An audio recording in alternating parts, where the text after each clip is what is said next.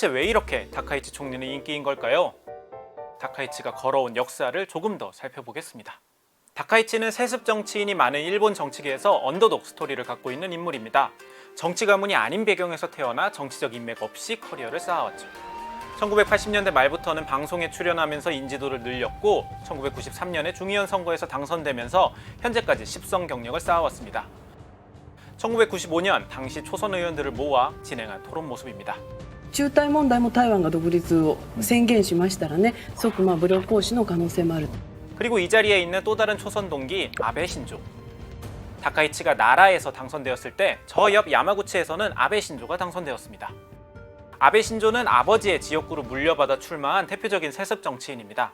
배경은 다르지만 둘 사이의 인연은 이후 30년 동안 다카이치의 정치 궤적을 결정짓는 핵심으로 작용하죠. 2006년 아베가 최연소 총리로 등극하고 다카이치는 아베의 부름을 받습니다. 사실 이때만 해도 아베는 강경한 보수 색채를 드러내지 않았어요. 유일하게 아베 내각에서 강경한 모습을 보인 게 바로 다카이치 사나이였죠.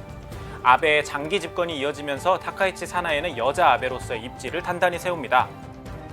아베의 안보법을 두고 언론에서 전쟁 법안이라고 비판하니까 방송사를 상대로 전파 정지를 명령할 수 있다고 경고하기도 했죠. もうこの今申し上げたような要件をずっと放送事業者がですね、繰り返して全く公正な放送が行われない、そして改善措置もなされないという時にですね、法律に規定されている罰則規定をですね一切適用しないと、いうことについてまでは担保できません。